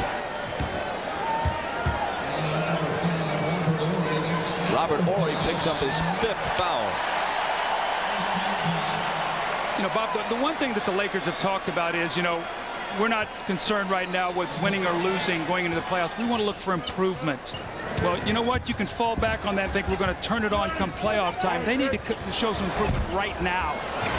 And have they shown any tonight as Malik Rose on the offensive glass follows the Kersey miss? Well, not when a team's shooting 60% against them, leading by 21. Talk about lowered expectations. Only weeks ago, they're thinking championship. Now they're taking some solace in the fact that the second time they played Portland, they weren't blown out. They simply lost. Kersey's wide open. It's not even contested shots, though, and you see guys on the boards for San Antonio looking for second shots. And see, right now, if I'm Kurt Rambis, I tell our guys, look, guys, you know what? I don't care if we score a basket, but I want to see passes contested. I want to see guys getting out in the passing lane. I want to see some bodies knocked around. I want us to start delivering out some punishment. Right now, we're playing victim. We're not creating anything. We're waiting for things to happen to us, and then we're reacting. Kersey committed the foul a moment ago, reaching in after his own missed shot. How much chance, therefore, do you give them in the playoffs? Well, from what I've seen right now, it's going to be an early exit. The only thing that's going is the fact that if they play Houston, Houston's not playing right now either.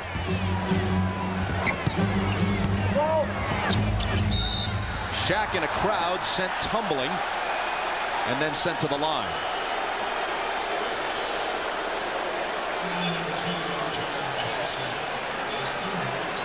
But you look at the team right now that the Spurs have on the floor. Antonio Daniels, the backup, Jaren Jackson, Kersey, Malik Rose. The only starter on the floor right now is really David Robinson anchoring this group of guys. Not an active shooting foul. Lakers put it in from the side. And immediately Shaq is fouled again. That's 3 on Malik Rose.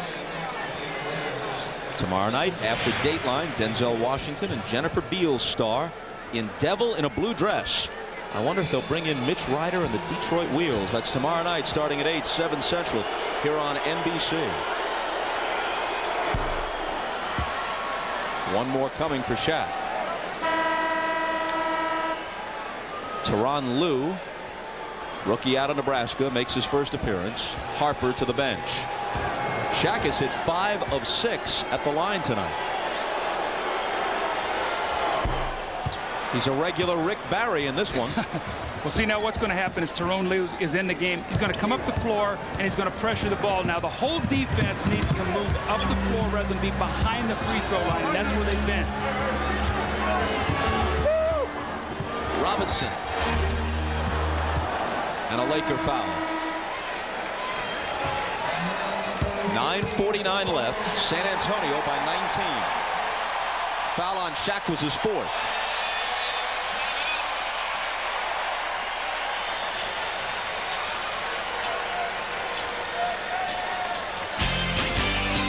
Back to the Alamo Dome after this. Bob, the Lakers are down 19, but let me show you something after this free throw, and I think this is where the Lakers could really help themselves. Tyronn Lue is going to come up. You're going to see him right. He's going to pressure the basketball. Look where he is, all right? And as the ball goes up the floor, you're going to see, look where all his teammates are. They've fallen themselves back underneath the free throw line. Extended. You've got to get up. You got to pressure the basketball. You got to get your body on people. You got to say, look, we're going to force the action here. We're going to compete a little bit. They're just dropping and letting them take the ball wherever they want to go on the floor. They've got to be aggressive.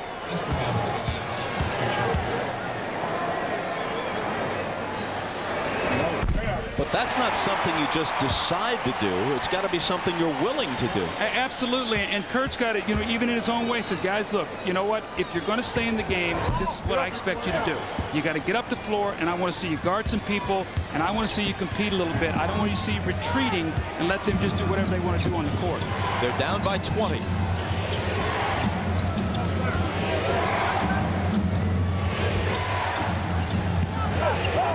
Shot.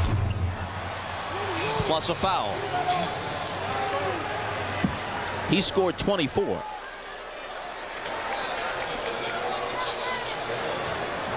Foul is on the Admiral, his third.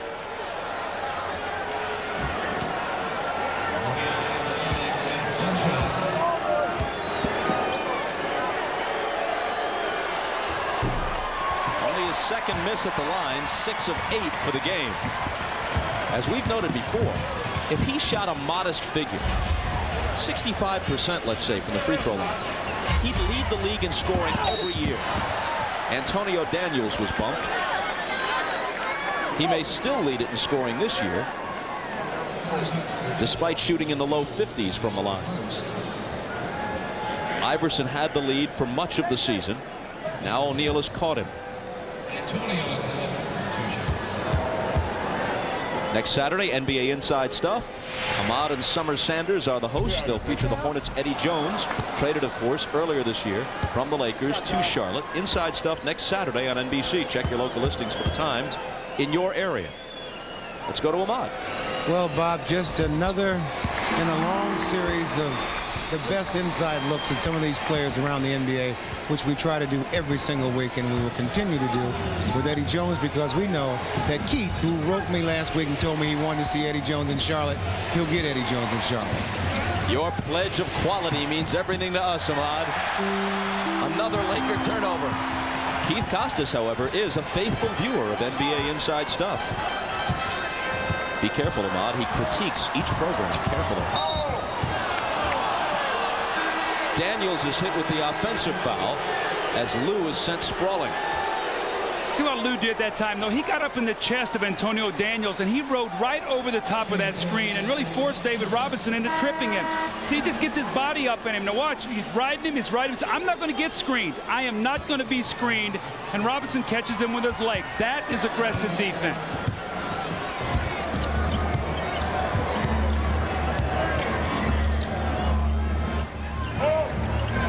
Grows, overmatched by Shaq, it would appear, but he reaches in, knocks it away, and comes away with the steal.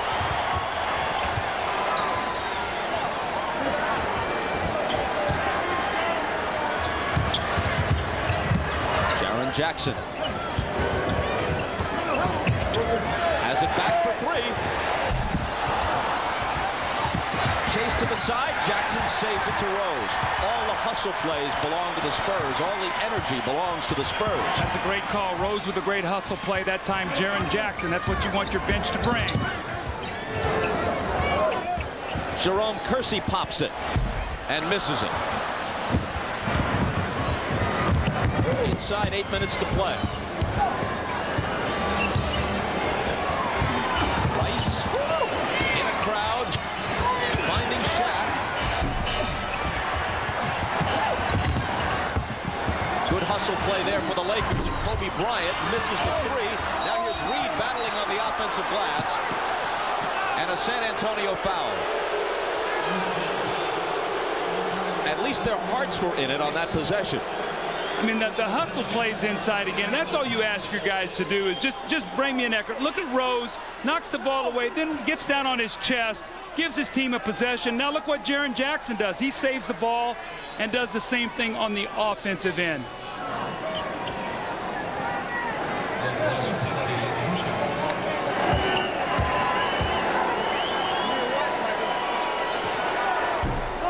One more coming for Reed. Meanwhile, San Antonio, which as most of you know, began the season at 6-8, and there was talk about Greg Popovich's job security at that point. Now on their way to winning for the 25th time in their last 29 games. Bob, the pieces are fitting for them. Everybody has accepted a role. More importantly, is everything they've done has been built around their defense of Duncan and Robinson on the inside, the pressure on the perimeter. You drive the ball inside, you contain and challenge shots, you don't give up second shots, and then you play to your strengths offensively. That's what they've done during this stretch. That's why they're playing the best basketball right now in the league. Although Popovich is quick to say that the best team in the league is still Utah. Kersey bumped and fouled. Well, you know, Sean, when we listened to Tim Duncan the other day, and he was talking when they went into Utah and won, and he said something interesting. He said, we are trying to dethrone them. They are the Western Conference champions. We are trying to dethrone them. And that's their mindset right now. You know, when you beat Utah like that, though, Sean Elliott said something. He said, we think we have them figured out. You don't figure out Utah because they make adjustments, and you've got to beat them 4 times. But you have to like what you've seen right here. And interestingly enough, the best records, Bob, all in the West. They're those 4 teams, all Western teams. The jumper by Jackson is good, +1. Mario Elie leading the celebration.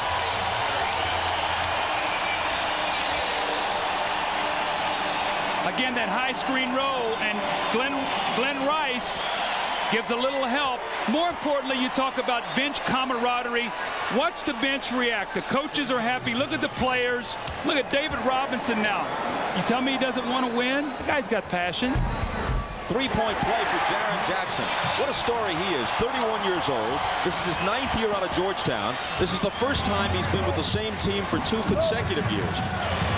When he first came to the Spurs last year, they were his 8th team in 8 seasons. Glenn Rice scores. He has 16. See, when you have depth on your team, though, your practices, when you can have them become competitive because your bench pushes your starters to be better. I think that's what's happened in Portland this year. I think that's one of the reasons they've improved. Elliott alone. And the Spurs pour it on. Up by 23. Another shellacking on national television for the Lakers.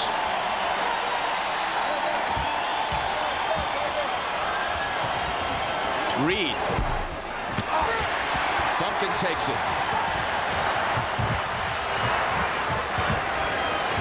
That was Duncan's 12th rebound. I think you give Duncan maybe about 2 more minutes, and then Pop's got to get him out of the game. Malik Rose getting in on the fun.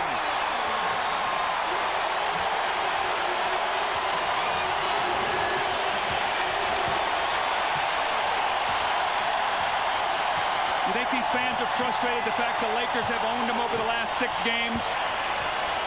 A lot of pin-up anxiety and energy in these last 5 minutes. The fans are loving this here right now. 6-game Laker winning streak over the last couple of seasons against the Spurs about to end tonight. The 3 by Rice gives him 19 points.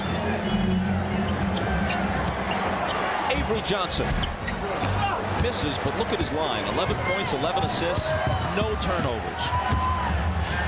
Rice again. Way off.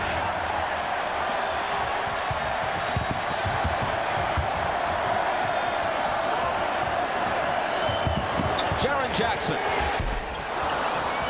J.R. Reed takes the rebound. Jackson reaching in. Almost deep-pantsed Reed. When he realized he had his shorts and not the ball, he gave up the fight. Well, when you execute and you play well and the shots go in, you have fun. The extra pass to Sean Elliott, he buries the 3. And David Robinson loves it. That's his man, Sean Elliott. He's happy to have him back. He knows how important he is for their playoff success. And then Dominique Rose here. He said, I'm not going to pass it. I'm going to shoot it. I know this is not my shot, but tonight everything's going for us. And Ellie loves that. You see the smiles. And the Spurs are having their way tonight, Bob, as they lead by 22.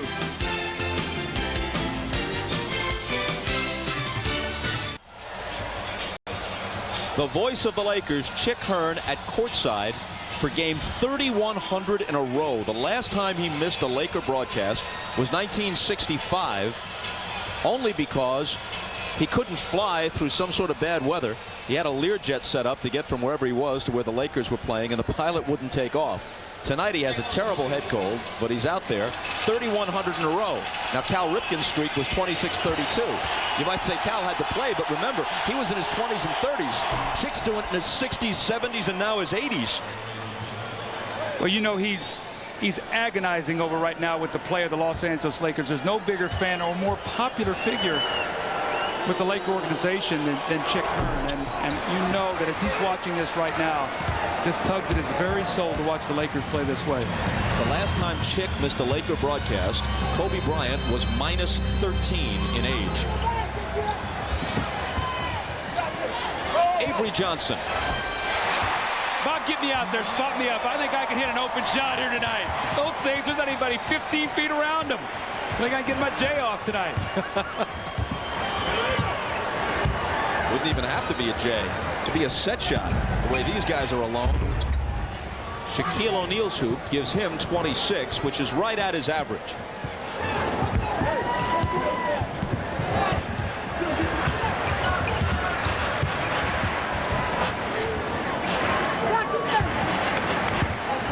Duncan spins and misses, but a foul.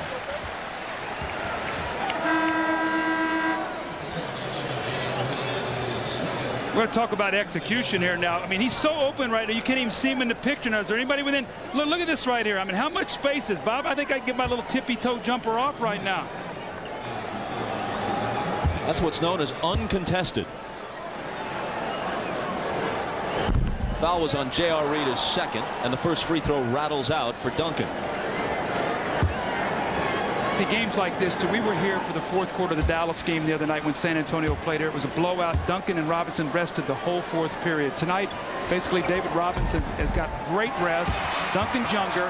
He'll probably come out of the game in a couple minutes. But this is what you need to do. This is what the Bulls used to do. Put teams away. Scotty Michael would rest in the fourth quarter. It took a lot off the wear and tear during the course of a season.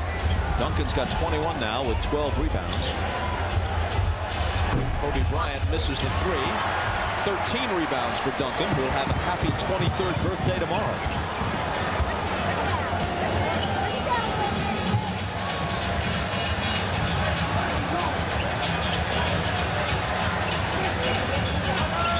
Jaren Jackson fires a three.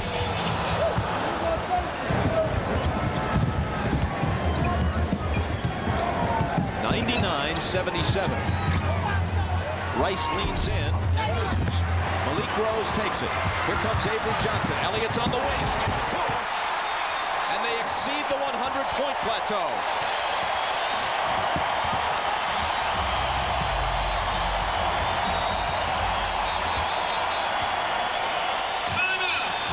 The Lakers ask for time. Again, they will yield well over 100 points. Their defense has been so porous of late. Keep in mind, no team in the league averages more than 99 a game. So when you're giving up 100 points night after night in the present NBA, that makes you a weak defensive team. Well, you just get out and you push the ball up the floor. Avery Johnson, eye contact all the way with Sean Elliott, and he lays the ball in the basket. And once again, the bench loves it.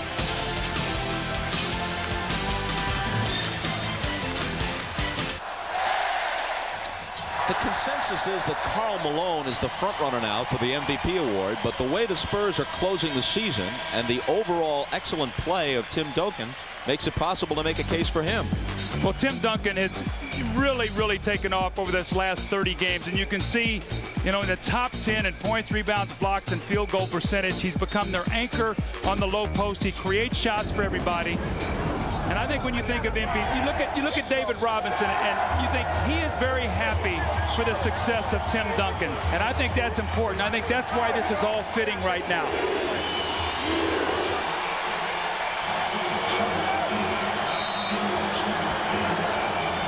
Travis Knight makes his first appearance wearing number 40 for the Lakers.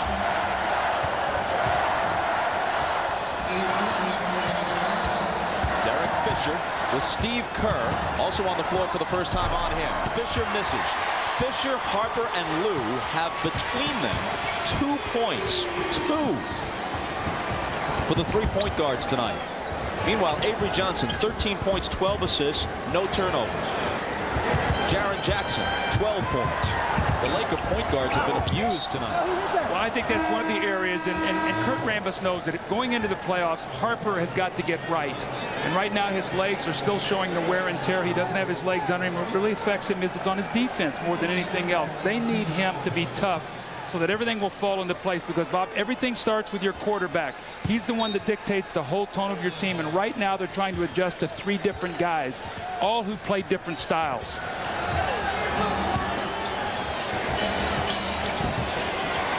Sean Rooks dumps it into Ruben Patterson, and the rookie scores.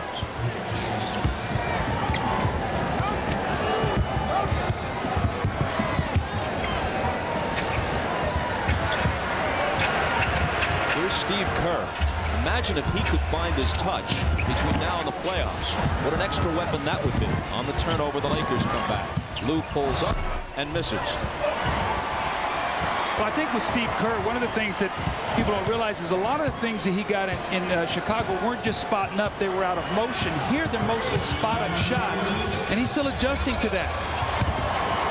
Malik Rose follows his own shot. Second effort. He's got 10. The Lakers have allowed 100 points or more in 8 of their last 11 games.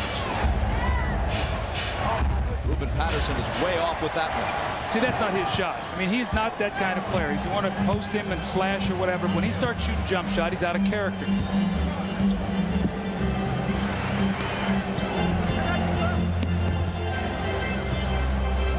And the little jumper from the side is completely overshot by Gerard King.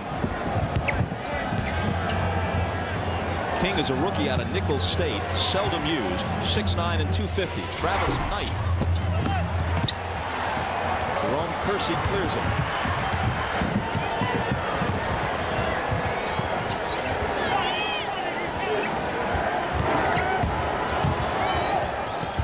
Antonio Daniels. Not much resistance in the lane.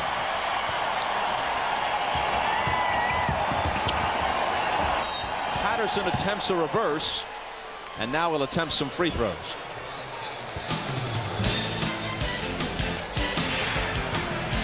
NBA doubleheader tomorrow begins with showtime at 2:30 Eastern. Doug will fly from San Antonio to New York to join the folks in the studio.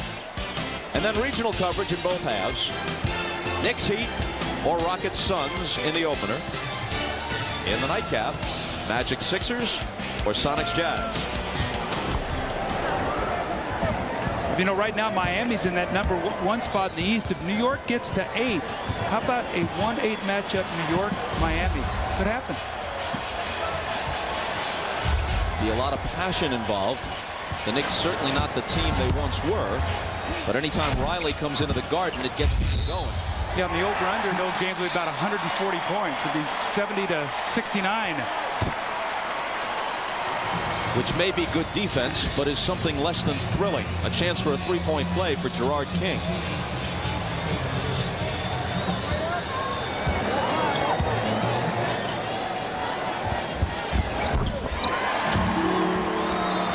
Make of this what you will. Before the deal with Charlotte, the Lakers had allowed 100 points in 5 of 21 games. Since the trade, they've allowed 100 or more 15 times in 24 games. King gets the rebound on the Lou miss. San Antonio ball. You know, lost in this tonight, I hope, is that we didn't lose the fact that San Antonio is playing great basketball. Yes, LA has been awful, but you know what? San Antonio has made them look that way. And we can overlook the fact that, Bob, they are a legitimate NBA championship contender right now if they can keep this up going into the playoffs.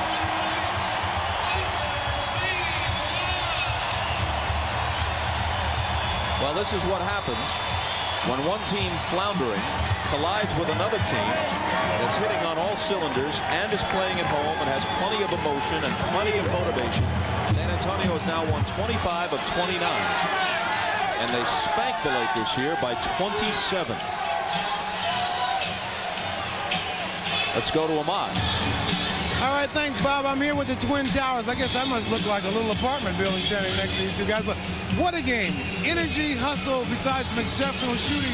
You guys really played well tonight, David. We're coming together as a team. I think, from the beginning of the year, we were 6-8. We didn't have any chemistry. But now you can see guys are rooting for each other, working hard. The defense is coming together. And we look good. Yeah, we feel good. Tim, I know it seems that this team is rededicated in the last month or so. You guys have really come together really well. Yeah, we have. We started with our defense. We've worked from there. We pride ourselves on that, to go out there and really play hard on defensive end, and things just happen that way. What about emotion? Everybody kept saying this team doesn't have any emotion, but when I watch you play, you guys have emotion. Well, I guess they ain't been watching close enough, because we're really having fun. I think it comes with the success. Everybody says, you're supposed to be jumping up and down, but when you're down 26, it ain't no fun to dunk. I don't care. I see guys jumping up and down acting like a fool. But when you're up 20, well, you can have as much fun as you want. So that the success and the hard work, that comes with the emotion. What about the contribution of your bench, Tim? A lot of guys coming up, Malik Rose, all the other guys coming off the bench really contributed. Yeah, Malik Rose and Jaren Jackson, people came off the bench and did the job for us. Came in there, played hard. Malik always plays hard, and that's what we need off the bench. We need that kind of support. Do you think at this point, you guys are sending a little message that once the playoffs get ready to start, San Antonio's a team you're going to have to look out for? Well, we definitely believe that, so that's what's important. I don't care what other people believe, and they definitely stand up and taking notice. We went into Utah. That was a big game for us. The Lakers and Portland, all the games have been good. So, yeah, definitely people are looking out for us. They know we're getting ready. You guys have meshed so well, the two of you. Tim has come in, taking a little pressure off you, David. You have a new role now, but you seem to relish this role now. I do. People always talk about the numbers. They so worried about who gets what points and what rebounds. But, this team still looks at me every game. They're like, hey, you got to set the tone, the defense. You got to make things happen. And Tim's got his role, so it works. Well, I would be remiss if I let you get away from me, Tim, without saying happy birthday.